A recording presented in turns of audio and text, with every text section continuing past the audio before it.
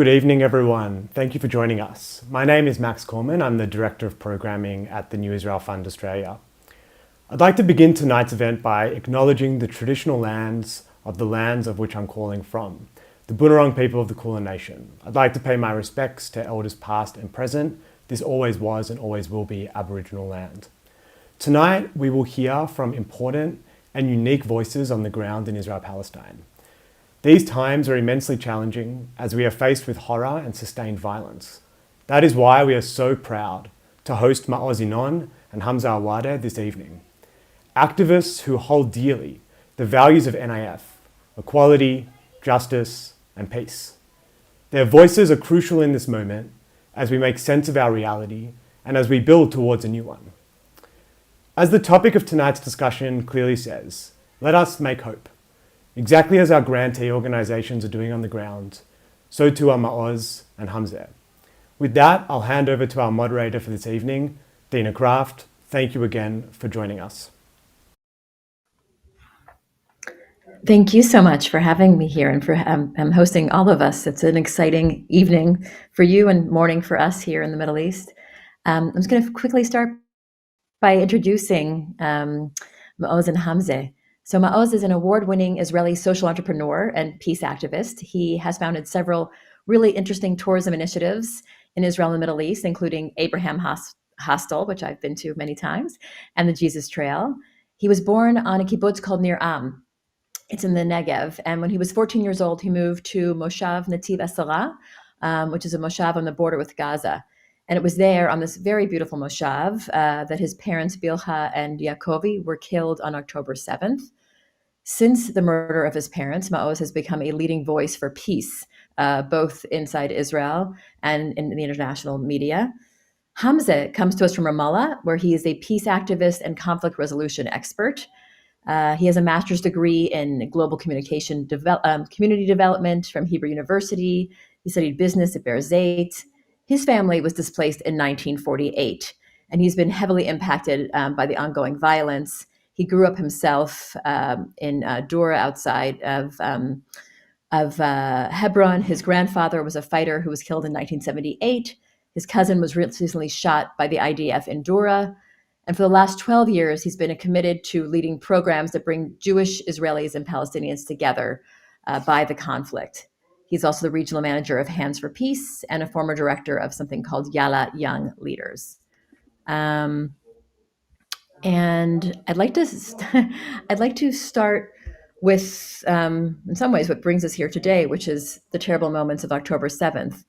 And I was wondering, Hamze, if you could start for us. Where were you that day, and what was it like for you? When did you sort of realize, your life's work as peace building was sort of perhaps crumbling before your eyes? Thanks, Dina. Exactly this. Honestly, this is what I felt on the day of October 7th and also the days after, that everything collapsed. Even though I was not extremely surprised, I maybe was surprised by the size of the event, but not the nature of the event. So I was in Dura that morning. I came from the US after spending summer around October 3rd, October 4th, I don't remember. And I went with my son to visit my mom in Dura. And I heard the sound of the rockets, because Dura is not far from Gaza, although it's in the West Bank. When I checked the news and I knew very little, I knew that an era have gone and there's a new era coming, and how I will take my son as quickly as possible back to Ramallah, where his mom is, and also leave the West Bank, because, and this is like really knowing 1% of the details. And here we are, we see what's unfolding. And unless we change the conversation, we change how we deal with this conflict, the future is not going to be much better. Thank you for that.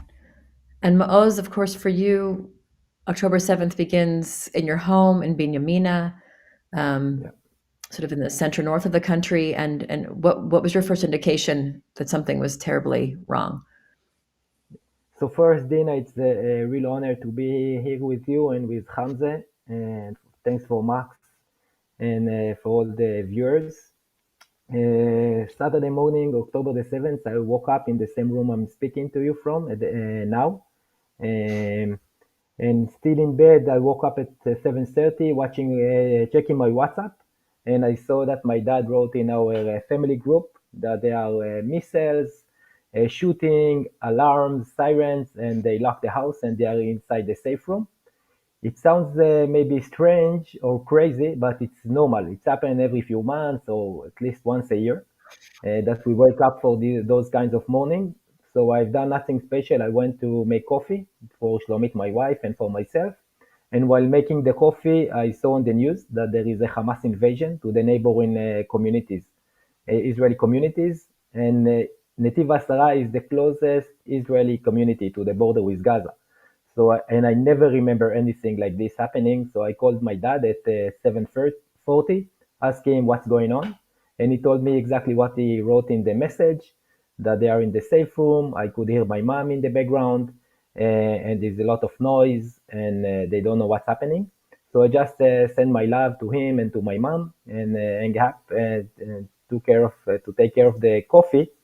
And then I saw again 5 minutes after that the wall was fallen in few places, and I could see the Hamas invasioning the communities and Hamas Toyota trucks in Sderot, which is everything is so close by to my parents' house. So at 7:45, just 5 minutes after talking to my father, I called him again, and this time there was no answer.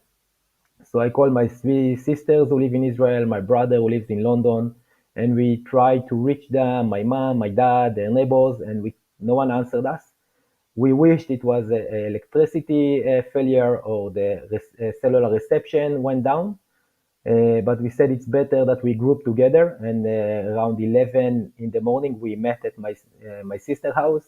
My brother already bought tickets from London, and it was 5 in the afternoon that were able to reach the security officer of Netiva Asara. And we told him, we just want to know the truth, what's happening, and we don't need a delegation or any official notice. And he told us that my parents' house is burned into ashes and that there are two bodies inside. Ugh, I can only imagine the horror. And so tell me a little bit about your mother and your father. I know that you've been greatly inspired in your peace work from your mother. Before that, I said through the day and definitely the days after, we will keep getting names, more and more names of childhood friends who were murdered, or their parents were murdered, or their children were murdered, or that they were kidnapped. So it was like an ongoing tragedy. Right. My father was 78, my mom 76. They were in the prime of their life, very loving and supporting parents for me and my siblings, and very much involved with their grandchildren life. The youngest is 1 year old, and the eldest is 19. And they were very active, very fit. My father was a farmer and a farmer consultant, traveling from north to south, not just cultivating the land and the wheat, but also the farmers. He was really admired. And it happens to be that all the leading professors in agronomy in Israel were his students. That's in his field and under his management. They've done their masters, their PhD, their post PhD. And my mom was a very, very talented artist. And in the last recent years, she was painting mandala, and she had a studio where children, youth, adults, and elderly would come once a week, like a mandala painting group, and they will paint a mandala together under her instruction and leadership. She was swimming every day. She was practicing yoga. My father was the role model of his Pilates group. He was again very, very fit, and yeah, they were just they had many more years that was supposed to come. Yeah, what an unspeakable loss. I think there's been losing so many people, both Israelis and Palestinians. The numbers are so vast, and we sort of sometimes lose sight of the real people behind those numbers. And can you tell me a little bit about how your parents' sort of example has influenced you now as you go on this path of reconciliation and peace and speaking out very strongly against revenge?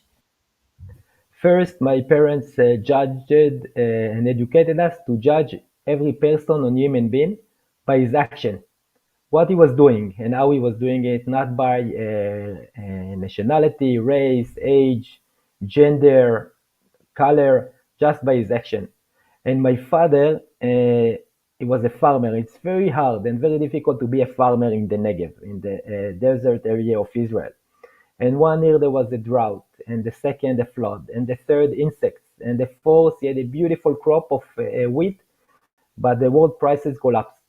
But in the end of each season, devastated season, he would tell us, my sisters and my young brother, that next year he gonna sow wheat again in the Negev, because next year is gonna be a better year. He will get the best seeds, he will fertile the land, he will do everything just by the book. And then he would let nature do his part. So now I'm looking on myself and I see that each cell in my body is working on this operation system. Each cell in my body knows and feel and act to make the future a better future. And this is something very fundamental about me in everything I am doing. And my mom, that was she painted thousands of mandala in the recent years, and I received only one as a present. And that's when we opened Hebron Tel Aviv in 2016. And she gave me a mandala, and she wrote there, "We could fulfill all our dreams." I have a photo, I can show it here. I made a postcard out of it, that we can fulfill all our dreams. Let's see if I can show it. Yeah. All our dreams can be fulfilled if we have the courage to chase them. So my father gave me the operation system, and my mom gave me the courage to dream and to fulfill my dreams.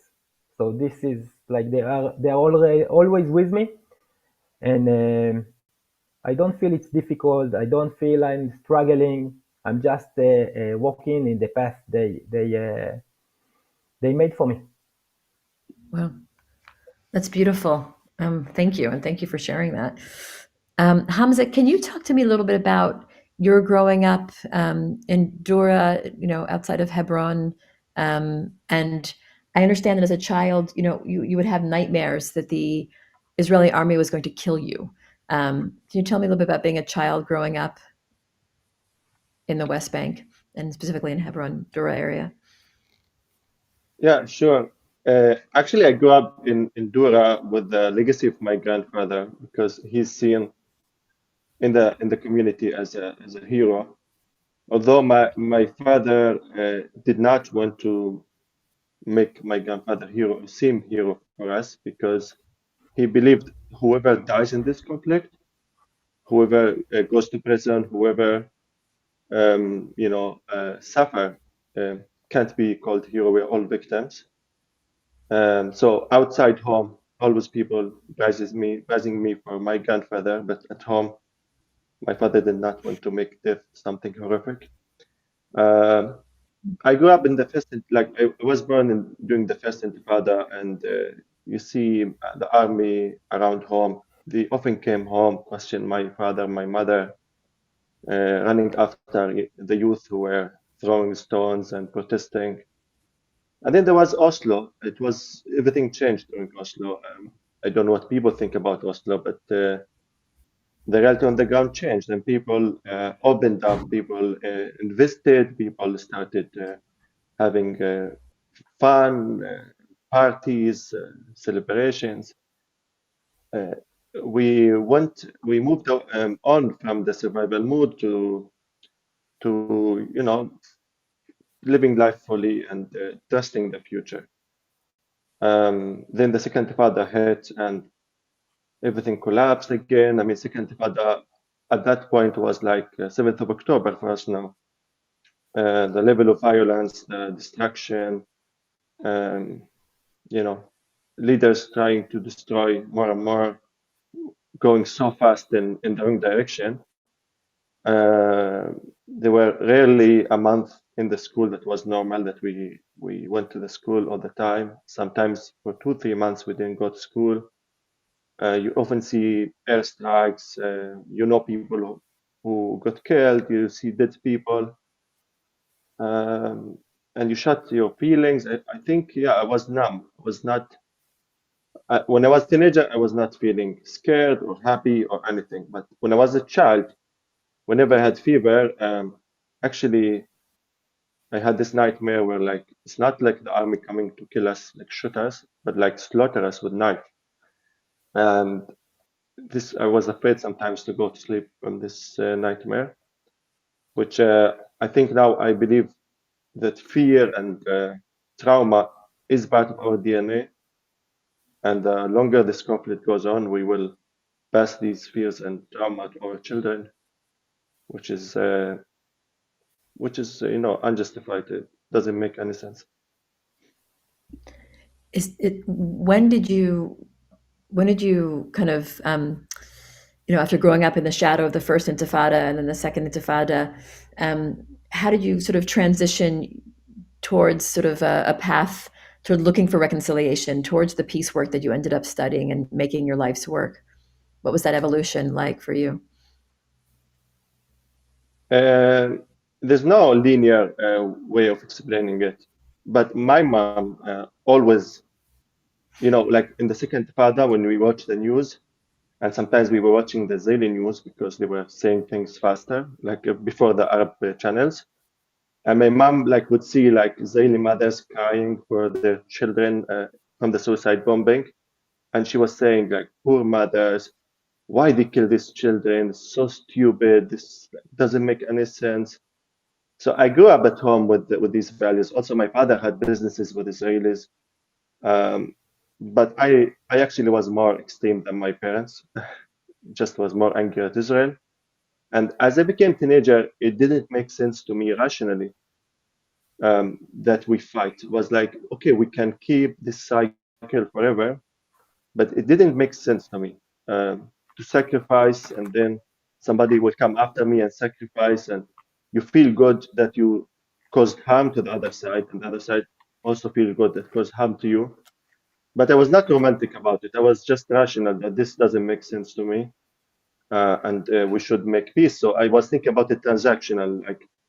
I speak with the Israelis, I explain my story, they explain their story, and we see what Palestinians have to do, what the Israelis have to do. But the more I met with the Israelis, and we also met outside just conversations about peace, like going to their houses, doing things like friends and caring about each other, I realized that there is common humanity that is stronger and more true than any other considerations. That nationalism, religion, borders, everything came after our humanity. And I can't be more loyal to, these identities that was created for different reasons than being loyal to my human experience with every nice person I met.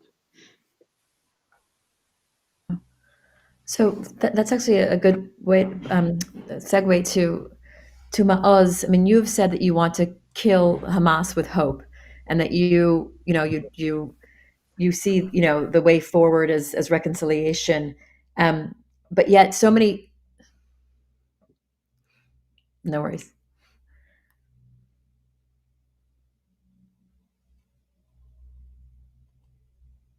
Wait, can't. Okay, Kenny. Hold on a second. We'll wait for 1 second. No worries. My son. Sorry, apologizing. Okay. And this No. Amir.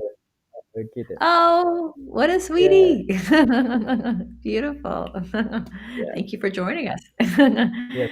Special guest. So I wanted to ask you, following up on Hamza, sort of understanding that humanity comes first. This is a beautiful notion, but of course it's a notion in wartime that sort of is one of the first things that gets vanished, that somehow vanishes. you have come forth, even though you have been orphaned by October 7th and seen, so much tragedy and destruction of your beautiful Moshav and your friends and family who live there, and you have found humanity. But how do you reconcile that with so many, Israelis? Let's look at the Israeli situation. So many Israelis don't necessarily want to see the humanity of Palestinians right now. It's a very difficult moment. The catastrophic death toll in Gaza is almost like too hard to even grasp. How do you sort of explain sort of the frustration that leads to the dehumanization that we see in Israel of the Palestinian side, and how do you imagine sort of changing that? You ask many really important questions. I can speak first only for myself, and I also I try to speak for humanity. So for all those who choosing a side, and if it's pro-Palestine or pro-Israel, in favor of the war or to end the war immediately, what I tell them is that by choosing a side, you are just keep polarizing the conflict, and you're ensuring the conflict will continue. So if you're really in favor of the humans that live between the river and the sea, you must choose humanity. And if we choose humanity, then we'll choose equality, reconciliation, and justice. So choosing a side just will ensure the conflict will continue for another 100 years. And I want to end the conflict. This is my mission, to end the conflict. And I think it's possible. I know that it's possible. I don't think, because much more deadly conflict were ended. And I give the example between France and Germany.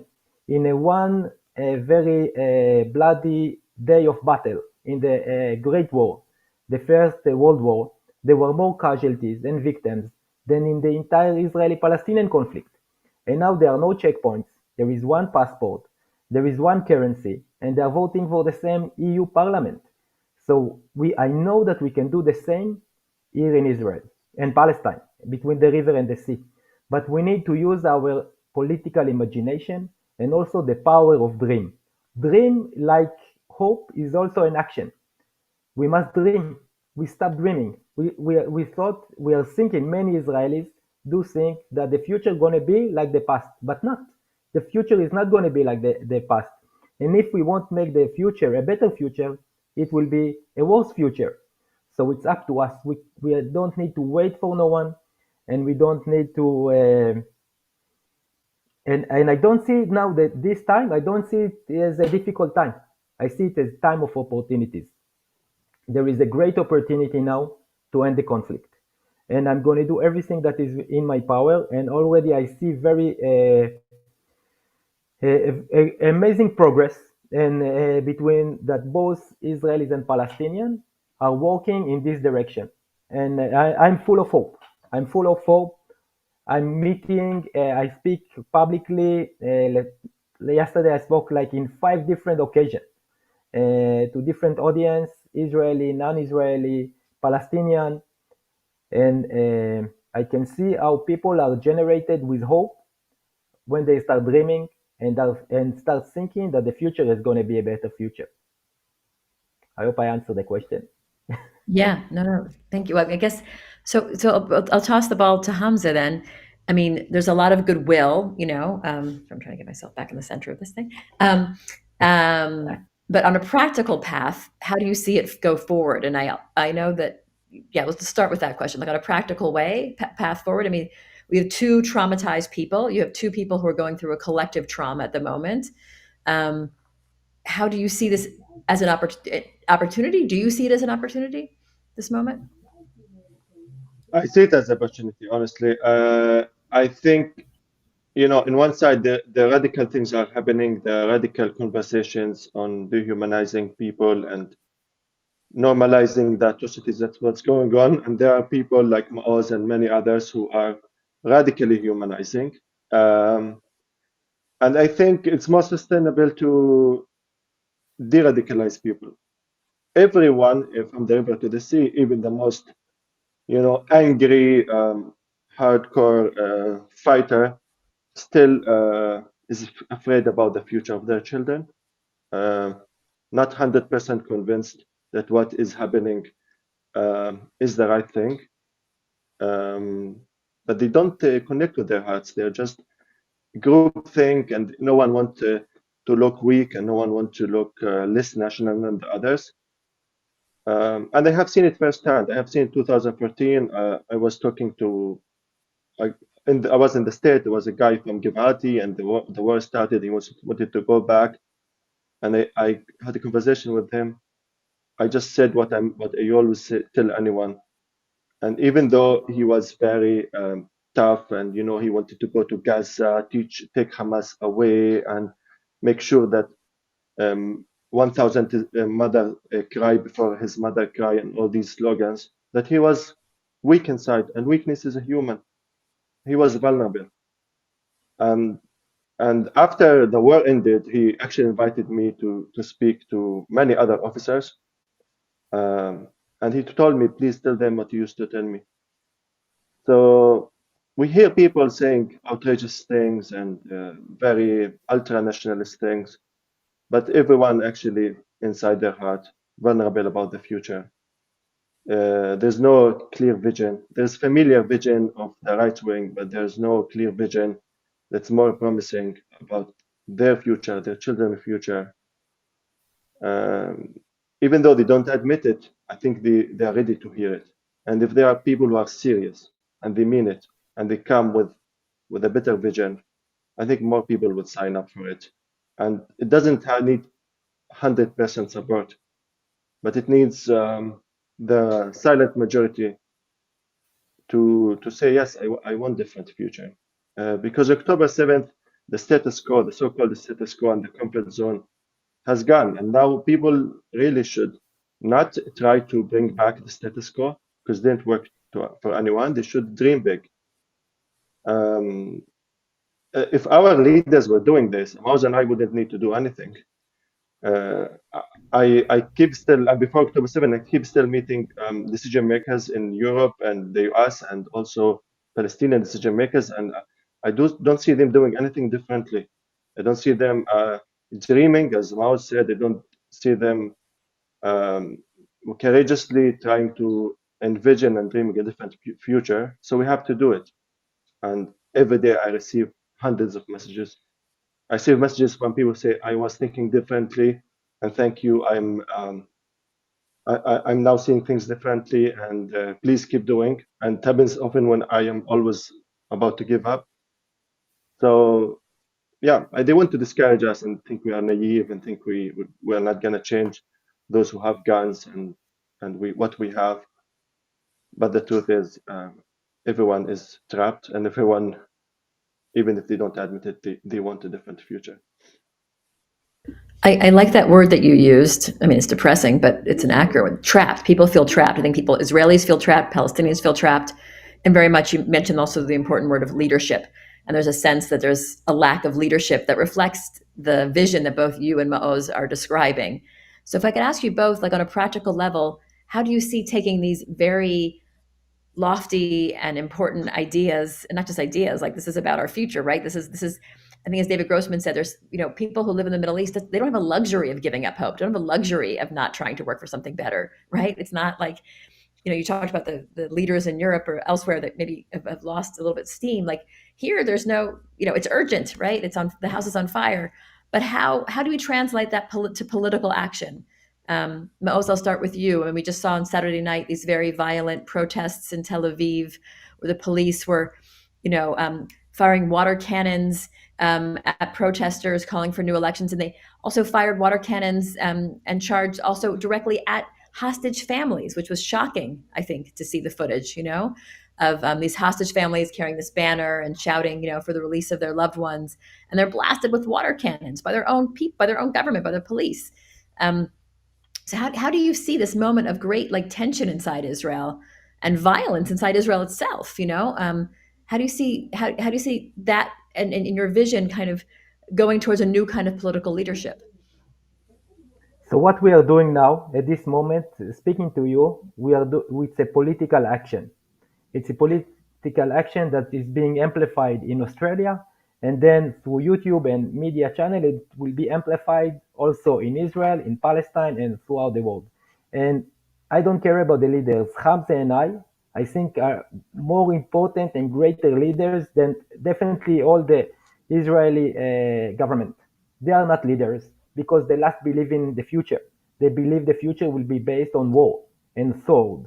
So they are no leaders. They are just living the past, and we are start living the dream and the future.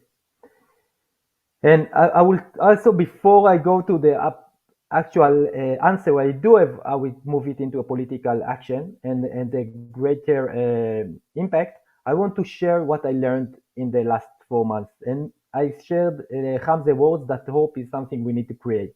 And another thing I learned from Hamze, he said that Hamze said he is willing to forgive about the past, he is willing to forgive about the present, but he won't forgive himself and no one else about the future.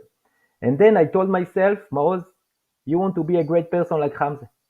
And I never met Hamze. Hopefully we're going to meet next week in Geneva for the first time. But I learned so much from Hamze. Hamze, it's a great opportunity and honor to me to speak to you. And I wish we'll do it many, many more times in the future. So I said, in order to be willing to forgive, I'm willing to forgive Hamas, who killed my parents and murdered them. And I'm also willing to forgive the Israeli government that I'm holding accountable for the death of my parents and for all my friends, because they failed in the most important promise that the state is giving to its citizens to keep their security.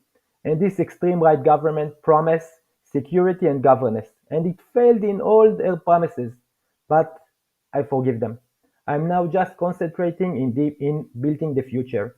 And then to the point, the hostages are political hostages, and that they being still held in Gaza under the Hamas, it's a political decision by the Israeli government. And it serves them, the chaos is serving both Hamas and both the Israeli government. So I believe the best answer is to ignore them, forgive them, and start building the future. And I was involved in 20 and more initiatives in the recent years, most of them shared with Jewish and Arabs, Israeli and Palestinian.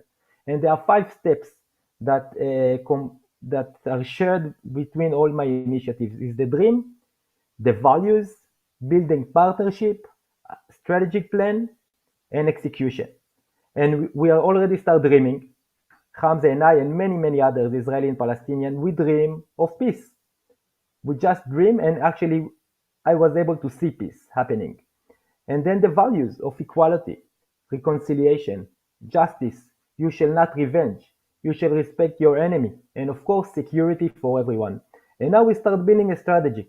It's going to be a strategy on the ground, it's going to be top down, world leaders, but also organization and initiatives that so many of them are already in action and working on the ground. If it's Combated for Peace, if it's the Family Circle, if it's Standing Together, if it's Imam, if it's Mechazkim, Women Wage Peace, Women of the Sun, so many Israeli-Palestinian organizations that are working to create a better future. And now we are building this plan, how we synchronize everything together and to execute. And I believe that in 4 to 6 years from now, this is the timeline. Because when you have a dream, you also need to put a time frame where you're going to make it into reality. So in 4 to 6 years from now, we're going to make peace. This is the timeline. Just like after the October or the Yom Kippur War, it took 6 years to the president of Egypt, Saadat, to arrive to Israel. And if we were doing this conversation or webinar back at the end of October 73, no one would believe that there will be a peace accord between Egypt and Israel. And Egypt was 100 times, 1,000 times stronger than Hamas. They received the military aid from Russia. If it's their air force, anti-aircraft missiles, tanks, everything was supplied from Russia. And it was a real threat to Israel. And when Saadat came, the prime minister who welcomed him wasn't from the everlasting ruling party, Mapai. It wasn't Golda, it wasn't Rabin, it wasn't Peres, it was Menachem Begin, the everlasting opposition parliament member. And Menachem Begin said in a historical speech that we can prevent the war, but we cannot prevent peace. peace will definitely happen. And unfortunately, we have forgot those words. We have forgot Menachem Begin legacy. It's time to bring it back to life and to dream and act upon it. And this is exactly what we are doing now. And it's like there are so many groups now. Some of them, Hamza and I are involved. Some of them we don't even know that are working on the ground and top down through world leader to bring peace to this land, to make peace between the river and the sea. Wow, thank you for that. Really interesting hearing about all these interconnections between the different groups that are working together. I wanted to ask Hamza, you're in the West Bank. The West Bank has also been very volatile for months, but especially it's intensified. So I imagine that makes it difficult for Palestinians in the West Bank looking what's happening in Gaza and also feeling what's happening with the settler violence in West Bank. To necessarily share in the hopeful vision, but where do you see things in the West Bank? What is sort of the feeling on the ground? And also, I know Hamas has been stronger in the West Bank than it was even in Gaza, at least before October 7th. How do you see politically things playing out there, and an alternative to Hamas building up, like perhaps in a grassroots way? Yeah, so right now people are very angry, not only at Israel because of what's happening in Gaza, but because of the collapse of the world system, where people assume there are laws and regulations in this world that draws red lines on things. They realize that no, it's up to them to change to change the reality. It's up to them to figure out how they can take care of their life and their future. They lost the trust on the Palestinian Authority. They never had for a long time. They lost the trust on everybody. But people are not radical. Like, the people I talk with, not many of them are peace activists. They're just normal people. They question what Hamas did. They question everything. They question the pro-Palestine. They question the pro-Israel. It's a crisis, and people understand there's something not working here. But there's lack of vigilance, and the classical leadership, the formal leadership we have is absent from the streets, and that's dangerous. That's dangerous because it leaves vacuum in this very sensitive times for crazy ideas. I try myself to model the initiative by showing dreams and just envisioning. We want a Palestinian state. We want maybe a Palestinian state with open borders with Israel. We want to make allies with friends in Israel who also share the same dream. We want to change those who disagree with us by extending humanity to them, not by just attacking them and just making them look like monsters. So many people are doing things behind the scenes. Also, I'm every day meeting people who are actually very active, but without going public, because physically being in the West Bank, you are vulnerable. You are exposed to the Israeli army. You're exposed to settler. You're exposed to the Palestinian Authority. You're exposed to the social traditional laws and norms. So those who are actually speaking up are extremely courageous, are extremely risking, but they do it really for a reason, because they love their children, they love themselves, they love their families. They have seen what's happening now, and they are worried that the future will be the same. So they are leaving their comfort zone, and they hope will not be at a heavy price.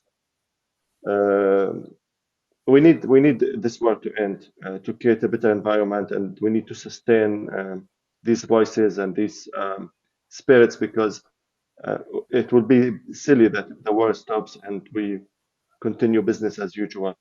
We have to sustain a movement that demands internally and externally a change. We need leaders who are true to the needs of the people.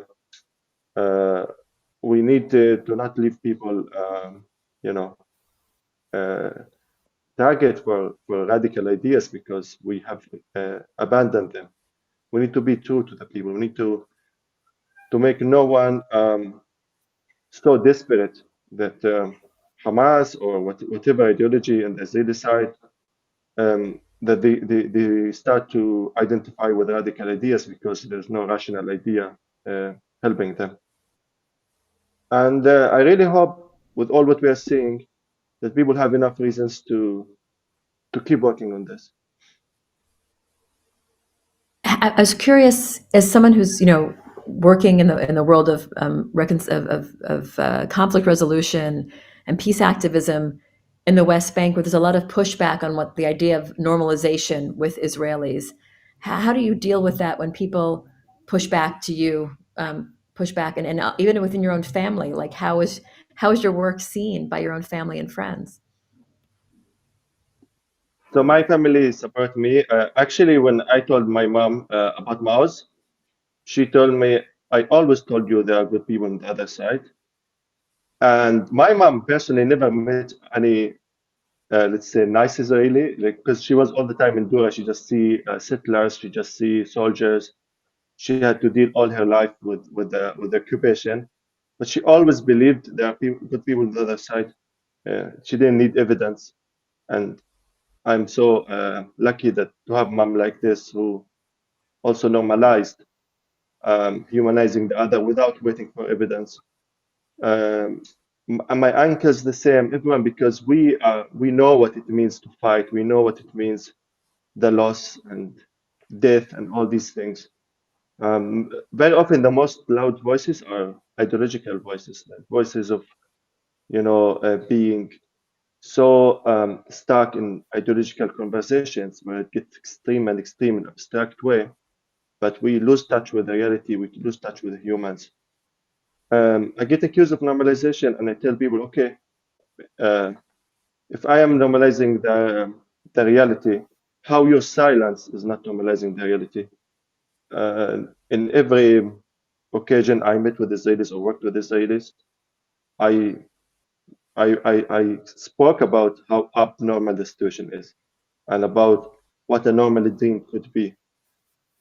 But those who are accusing me of normalization, they're not doing anything to change the situation. So they are technically normalizing the situation. They are also helping those forces who want to prolong the occupation, who want to keep the status quo longer and longer by playing the game of the cycle. By,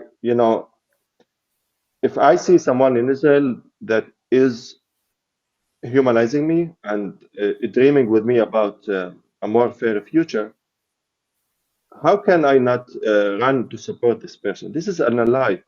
This is someone, this is my friend. This is my asset for the future. And blindly just canceling anyone who is not Palestinian or who is not, 100%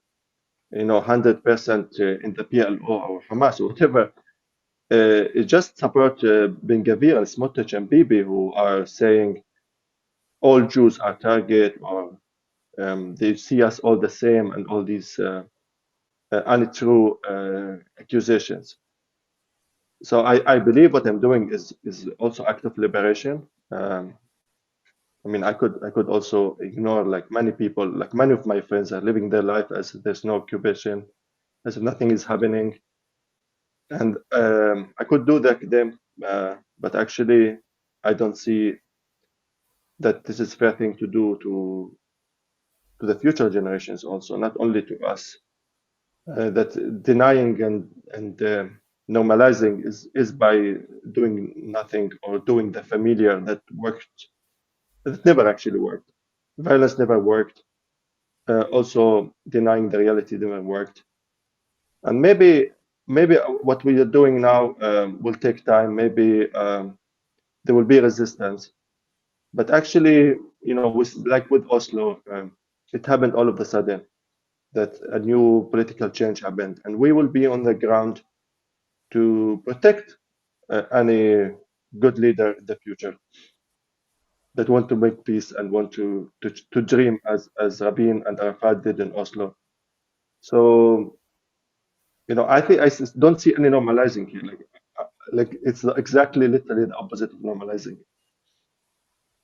That's one of the best answers I've ever heard about normalizing, the best response, this idea that silence is also normalizing the situation.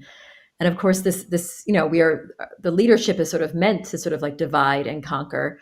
So I bring this back to Maoz. When in a way, in Israel, being on the left is an idea that sort of is that Netanyahu has tried to cancel, tried to sort of to push against people on the left as being marginal and dreamers and unrealistic, especially after October 7th. And you see even in surveys that people are moving more, even centrists are moving more to the right in Israel. How do you answer that version of the question back for you on the Israeli side of things when people say to you, "Oh, Maoz, our heart is with you, but you're a dreamer"? Like, what do you say to them? What's your sort of answer, or do you have any specific conversation you want to recall for us, where you're trying to sort of argue with somebody who sees very differently than you? So I definitely tell them, yes, I'm a dreamer. I'm a dreamer with a plan. And if the founders of Zionism weren't dreaming about it, the state of Israel would never been founded. So now it's time to establish the new identity of Israel. I don't know if it will be called Israel or if it will be like shared with Palestine, a secure homeland for the Jewish people, and next to it a secure homeland for the Palestinian people. Without it, there will be no future, just no future. And the next surprise of a similar event like the October the 7th can be in such a great number that will be devastating. And I don't want to get here in a fatalic ideas, but we must build a better future for everyone. And I metaphor the current events to the Mount Sinai event from the Bible. And just after the people of Israel are fleeing from Egypt, God is speaking to them. God is speaking to them and is calling Moses to come to meet him on the mountain. And while Moses is on the mountain, the common people and the leader are building a calf of gold and dancing around him. And this is what's happening now. The people and the leaders are dancing around the calf of war, of revenge, fear and hate. And at the same time, I'm not alone. There is not one Moses. There are thousands, dozens of thousands, Palestinian Israelis that are receiving the next values, the new 10 commandments of equality, of justice, of reconciliation, of security. And now we just started embarking on a shared exodus of peace, following the pillar of peace of Menachem Begin, of Yitzhak Rabin, of Anwar Sadat, of Arafat, of Vivian Silver, and we'll reach our destination in 4 to 6 years.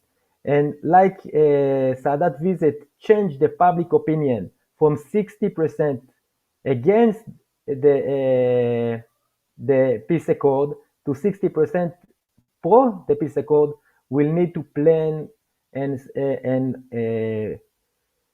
bring another kind of this perception changing steps that we'll have to do now, and we already start planning them and thinking about what can change the public opinion in a nighttime.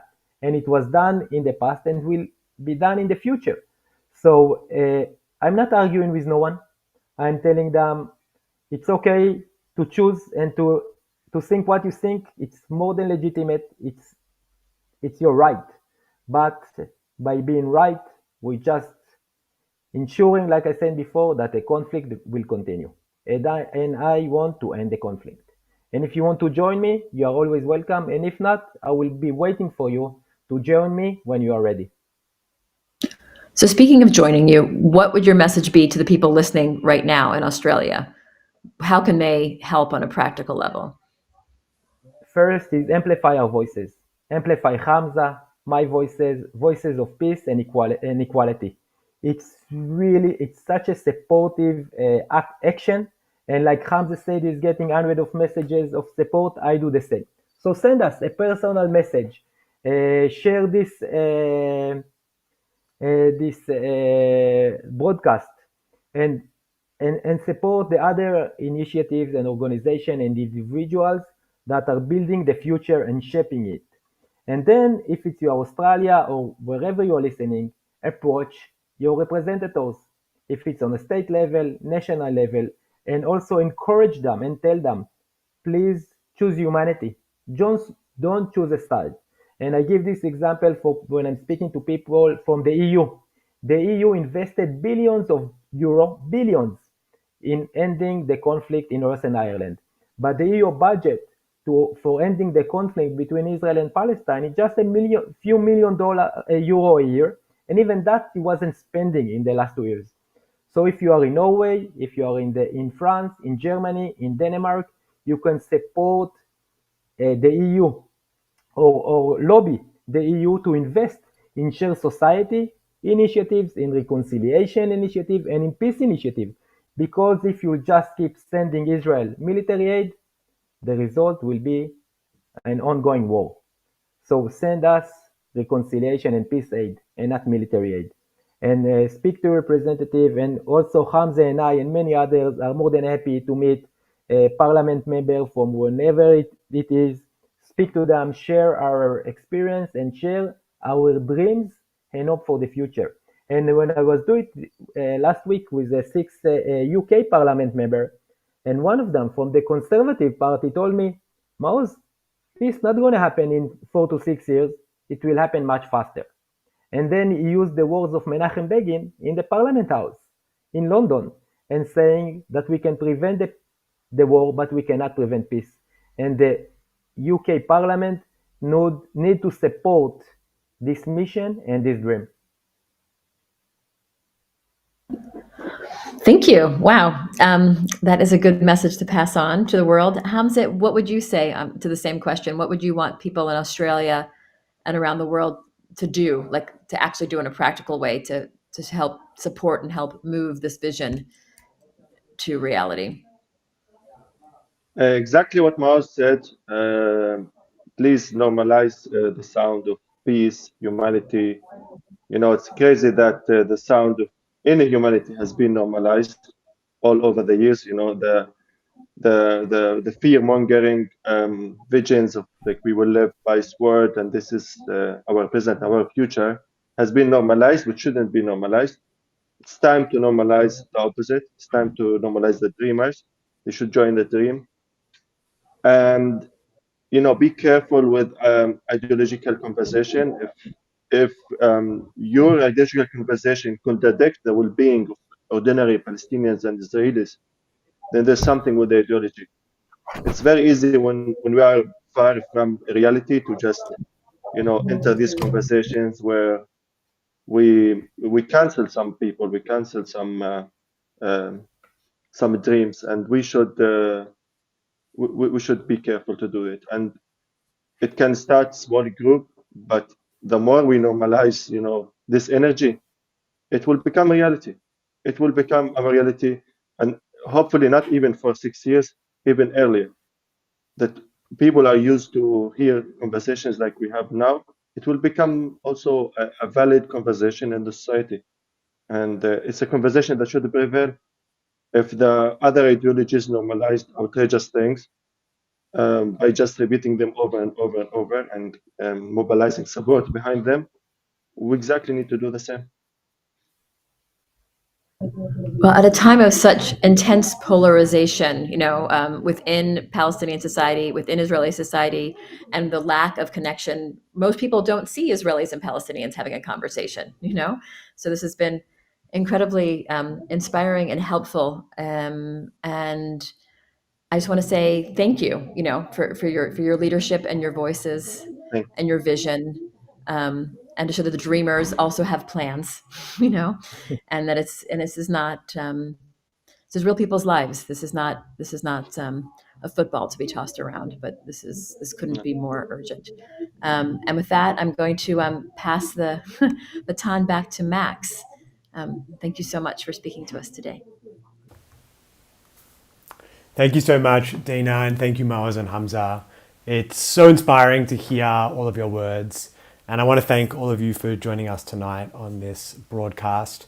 And I want to repeat some of the important words that Maoz and Hamze mentioned, particularly the idea that Maoz was saying to really choose humanity and chase hope. And he mentioned the story of the golden calf. I'm not sure if Maoz knew this or not, but this week is the Parsha of Ki Tisa, which is the Parsha of the Israelites building the golden calf in Sinai, when Moshe went up Mount Sinai, and they waited and they built the golden calf. And that's what they chose. And I think that in this moment, with people like Maoz and Hamze, with us here at NIF in Australia, but NIF around the world, and in particular our grantees on the ground, we need to choose to build hope, to build towards a future that embraces NIF's values and is doing the work that Maoz and Hamze are leading. And that is many, many of our grantees on the ground. In a moment's time, you'll see a QR code that'll pop up beside me. You are more than welcome to use that QR code to scan it and support all of the amazing work that our grantees are doing on the ground towards justice and peace in Israel-Palestine. And to close tonight's event, I wanted to share some words from a grantee who is doing exactly that work, the Tzedek Centres, who were just here in Australia 12 months ago. We hosted them in Melbourne and Sydney, and they're one of the grantees that are really mobilized in this moment. Together, Israelis and Palestinian, citizens of Israel, all across the country, mobilizing to respond after the horrors of October 7 and to continue work towards justice and equality. And this is what they said in an email from the other week. Even in these difficult days, we must always look for and demand hope in ourselves and in our leaders. We hope that the surge of activism, volunteerism, and goodwill that we experience on a daily basis will also instill a little optimism in you during this time. So with that, I thank you all, and we will see you soon.